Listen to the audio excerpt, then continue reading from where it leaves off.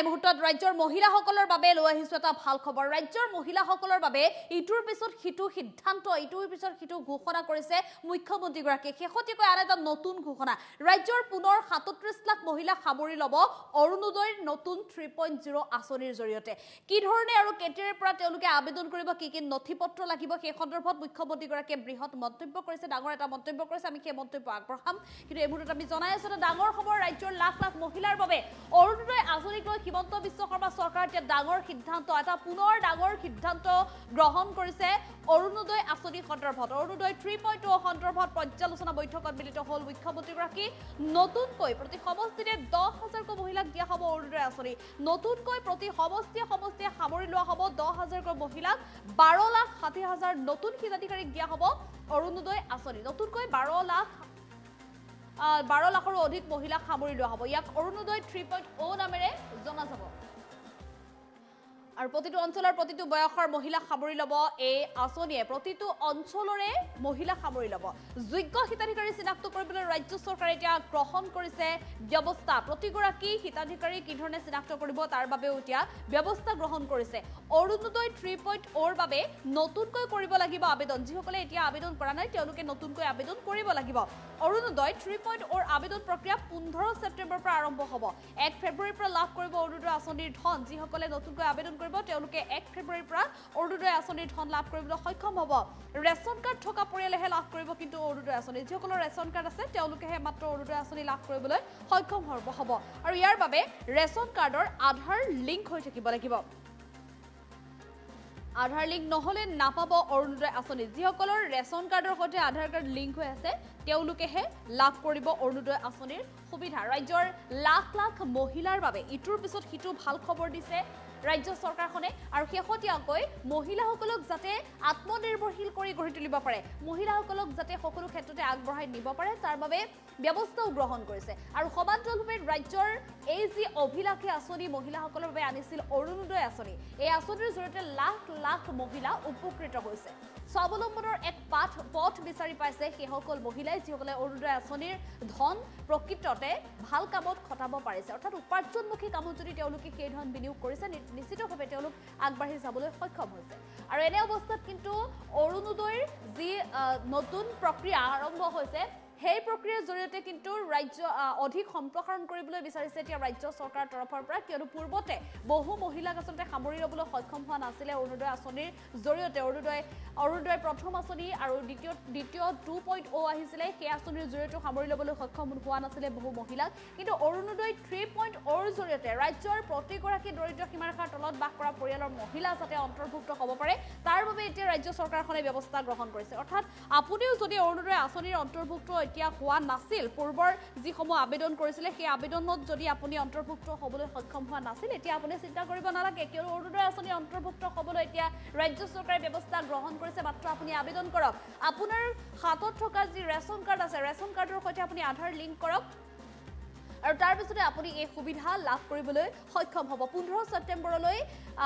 হাতত খুব কম দিন আছে গতিকে এই 15 ছেপ্টেম্বৰৰ ভিতৰতে আপুনি ৰেচন কাৰ্ডটোৰ সৈতে আপোনাৰ আধাৰ কাৰ্ডটো লিংক কৰি লওক আধাৰ কাৰ্ডটো যেতিয়া লিংক কৰিব আৰু তাৰ পিছতে আপুনি 15 ছেপ্টেম্বৰৰ পৰা আবেদন কৰিব পাৰিব সকলো শুদ্ধ তথ্যৰে আপুনি আবেদন কৰাৰ পিছতে আপুনি 1 ফেব্ৰুৱাৰীৰ পৰা লাভ কৰিব অৰুণোদয় 3.0 ধন ৰাজ্য চৰকাৰ এই অভিলাষী আঁচনিৰ অন্তৰ্ভুক্ত হ'বৰ বাবে প্ৰতিগৰাকী মহিলা এতিয়া সাজু হৈ পৰিছে ইতিমধ্যে ৰাজ্য চৰকাৰখনৰ তৰফৰ পৰা ৰেচন কাৰ্ড বিতৰণ কৰা হৈছিল প্ৰান্তে গৈ ৰেচন কাৰ্ড বিতৰণ কৰি দিয়া হৈছিল লাখ লাখ পৰিয়ালে লাভ কৰিছিল ৰেচন কাৰ্ড আৰু সেই ৰেচন কাৰ্ডটোৱে যেটো আটাইতকৈ মূল্যৱান সম্পত্তি এতিয়া গতিকে সেই ৰেচন কাৰ্ডৰ জৰিয়তে মহিলাসকলে লাভ কৰিব অৰুণোদয় আঁচনিৰ সুবিধা মাত্ৰ ৰেচন কাৰ্ডৰ সৈতে যদি আধাৰ কাৰ্ড লিংক হৈ থকা নাই তেতিয়াহ'লে আপুনি খুব কম সময়ৰ ভিতৰতে আধাৰ কাৰ্ডটো লিংক কৰি লওক আজি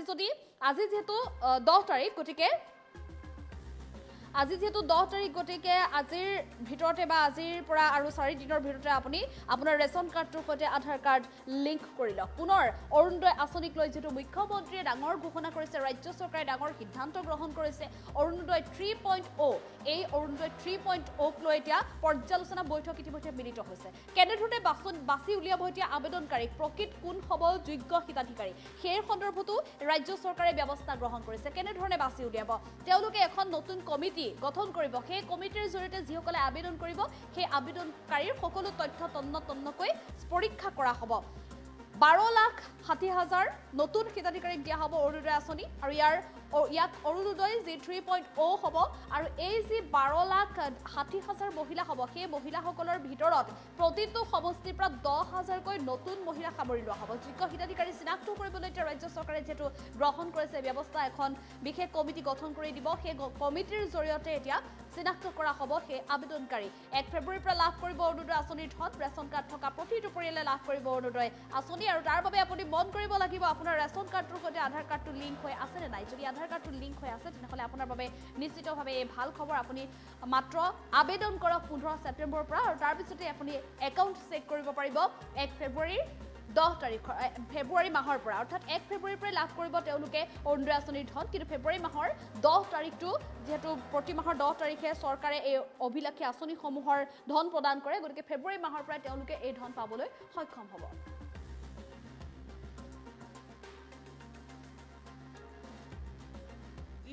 কেবিনেটত লোৱা এটা ডাঙৰ সিদ্ধান্ত হ'ল অৰুণোদয় আঁচনিৰ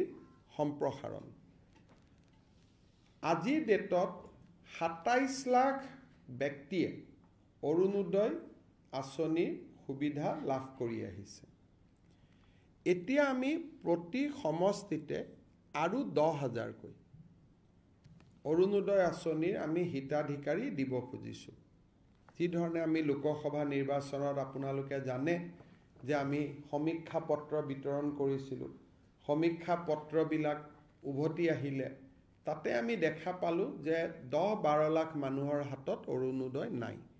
সেইকাৰণে আমি অৰুণোদয় আঁচনিখনত নতুনকৈ 12,60,000 নতুন হিতাধিকাৰীক আমি অন্তৰ্ভুক্ত কৰিবলৈ সিদ্ধান্ত লৈছোঁ ই অৰুণোদয় 3 নামেৰে জনাজাত হ'ব অৰুণোদয় 2ৰ বেনিফিচিয়াৰীসকলেও 3ৰ বাবে নতুনকৈ আবেদন কৰিব লাগিব আৰু 3ত নতুনকৈ আবেদনকাৰী অন্তৰ্ভুক্ত হ'ব এই অৰুণোদয় 3ৰ প্ৰক্ৰিয়াটো 15 ছেপ্টেম্বৰৰ পৰা আৰম্ভ হ'ব আৰু আমি 1 ফেব্ৰুৱাৰীত নতুন হিতাধিকাৰীসকলক আমি অৰুণোদয় আঁচনি দিয়া আৰম্ভ কৰিম তেতিয়ালৈকে পুৰণা অৰুণোদয় হিতাধিকাৰীসকলে নিৰন্তৰভাৱে অৰুণোদয় পাই থাকিব কিন্তু যেতিয়া 1 ফেব্ৰুৱাৰীত আমি নতুন অৰুণোদয় দিব যাম পুৰণা বেনিফিচিয়াৰী 2-এজন হয়তো তেওঁলোকৰ কোনোবা ঘৰত চাকৰি পালে কোনোবা ঘৰত গাড়ী কিনিলে বিভিন্ন কাৰণত তেওঁলোকে নাপাব কিন্তু এইবাৰ অৰুণোদয় এটা আমাৰ কণ্ডিশ্যন হ'ল যে ৰেচন কাৰ্ড থকা মানুহে অৰুণোদয় পাব ৰেচন কাৰ্ড নাথাকিলে অৰুণোদয় নাপায় ৰেচন কাৰ্ড থাকিলে অৰুণোদয়টো কিয় পাব ৰেচন কাৰ্ডবোৰ আধাৰ লিংক গতিকে অট'মেটিক অৰুণোদয়টো তেতিয়া আধাৰ লিংক হৈ যাব নহ'লে মই যোৱাবাৰ আপোনালোকক কৈছোঁ যে বহুত সময়ত কিছু অৰুণোদয় বেনিফিচিয়াৰীত কিছুমান মানুহৰ নাম সোমাইছে যাক বিচাৰি পাব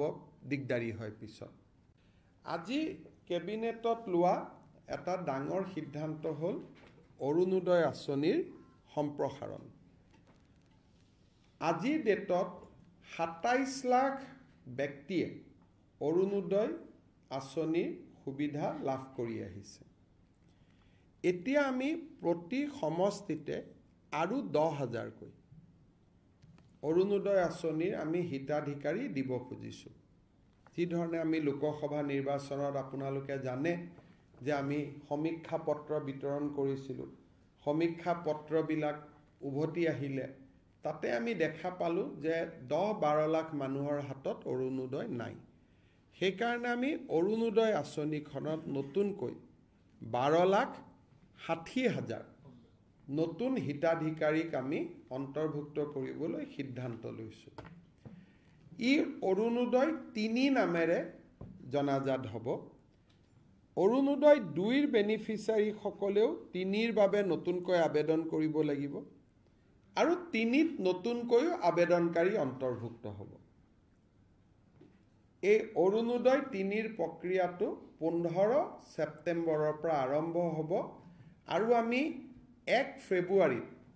নতুন হিতাধিকাৰীসকলক আমি অৰুণোদয় আঁচনি দিয়া আৰম্ভ কৰিম তেতিয়ালৈকে পুৰণা অৰুণোদয় হিতাধিকাৰীসকলে নিৰন্তৰভাৱে অৰুণোদয় পাই থাকিব। কিন্তু যেতিয়া 1 ফেব্ৰুৱাৰীত আমি নতুন অৰুণোদয় দিব যাম, পুৰণা বেনিফিচিয়াৰী দুই এজন হয়তো তেওঁলোকৰ কোনোবাৰ ঘৰত চাকৰি পালে, কোনোবাৰ ঘৰত গাড়ী কিনিলে, বিভিন্ন কাৰণত তেওঁলোকে নাপাব। কিন্তু এইবাৰ অৰুণোদয় এটা আমাৰ কণ্ডিশ্যন হ'ল যে ৰেচন কাৰ্ড থকা মানুহে অৰুণোদয় পাব। ৰেচন কাৰ্ড নাথাকিলে অৰুণোদয় নাপায়। ৰেচন কাৰ্ড থাকিলে অৰুণোদয়টো কিয় পাব? ৰেচন কাৰ্ডবোৰ আধাৰ লিংক, গতিকে অট'মেটিক অৰুণোদয়টো তেতিয়া আধাৰ লিংক হৈ যাব। নহ'লে মই যোৱাবাৰ আপোনালোকক কৈছোঁ যে বহুত সময়ত কিছু অৰুণোদয় বেনিফিচিয়াৰীত কিছুমান মানুহৰ নাম সোমাইছে যাক বিচাৰি পাব দিগদাৰী হয় পিছত।